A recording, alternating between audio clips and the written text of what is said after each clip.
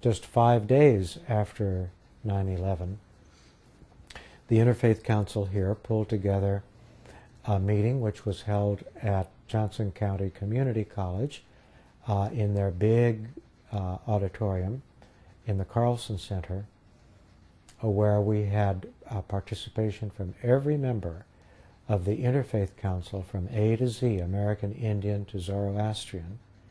And in the audience, we had Muslims who for the first time dared to come out of their houses because they were so frightened.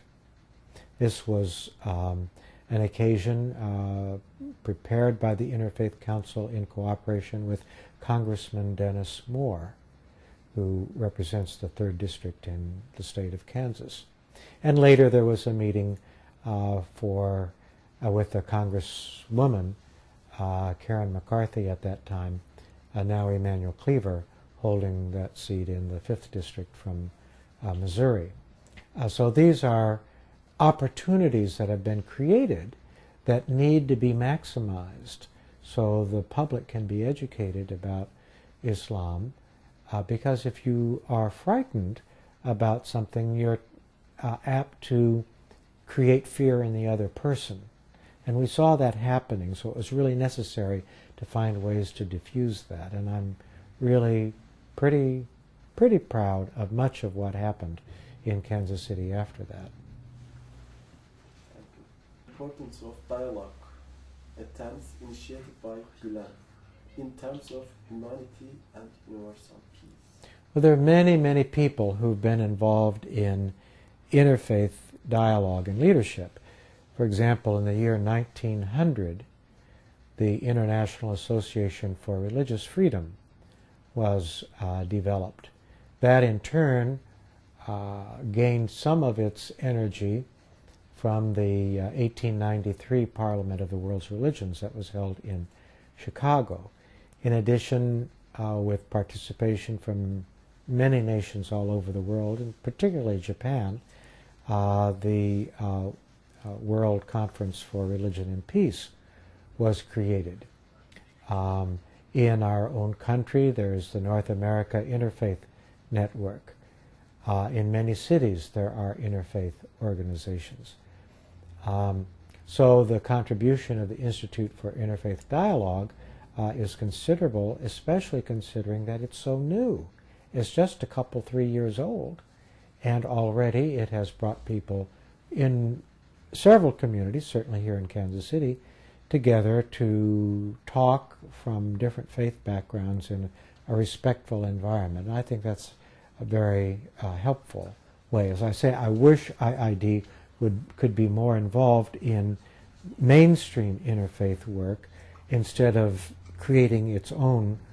I mean, it's okay to create its own dinner and effort, but I wish there were possibilities for a stronger connection. And maybe that will happen in the future. Have you ever heard anything bad impression,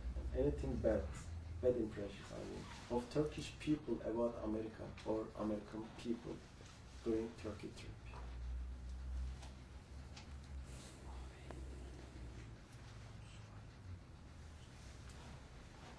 I was apprehensive when I went to Turkey as an American to see if there might be unfavorable things said about me.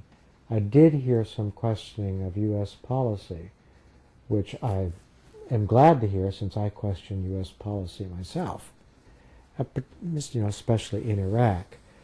But I didn't hear any comments directed against me as a person or as an American.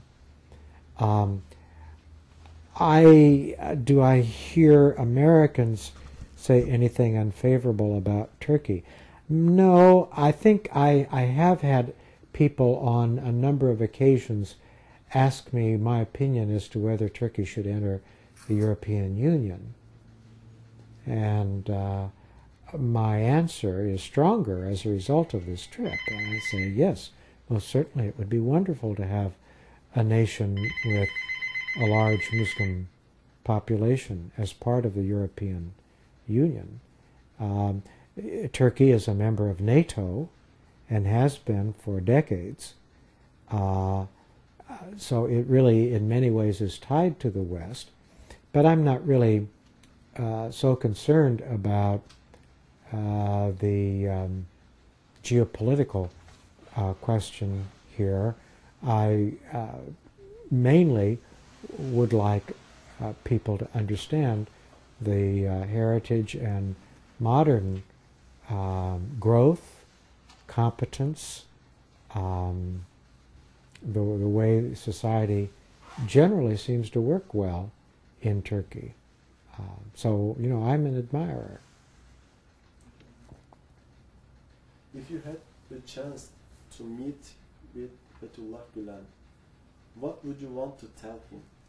What would be your message? Well, I would thank him for inspiring interfaith dialogue, for helping people understand his faith, and for articulating a moderate position around which Muslims can rally.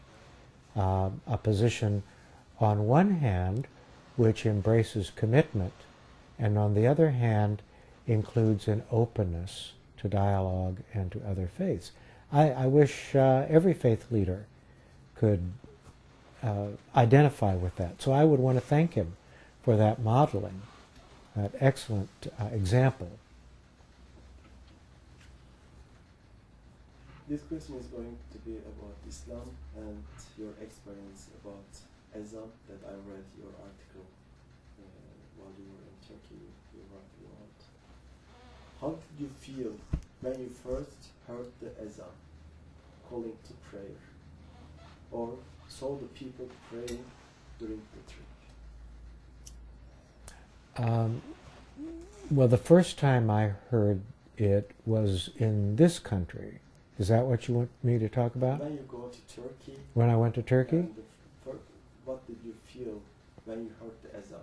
Well, I felt at home because I had been to other countries, and it was actually something I was looking forward to.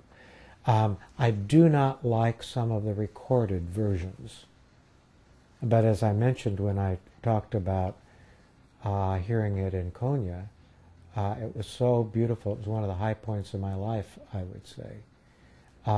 The idea of people setting aside whatever they are doing for salat, for the 5-time prayer, as a way of reminding themselves of God and community and the obligations that we have with one another and our relationships to one another under God. What a wonderful practice. I mean, it's just genius to have that reminder during the day. And I don't know, are you asking me about it being public? I mean, in the United States, there are not very many areas where we have loudspeakers and people are allowed, or people gather because of that. There are a few places in the United States where that has been permitted in consultation with neighbors. After all, we have church bells in some neighborhoods in the United States that call people to church on Sunday, but the hours are maybe a little more problematic in Islam. But you go to a country like Turkey and you expect to hear that, and it becomes part of the beauty of the experience.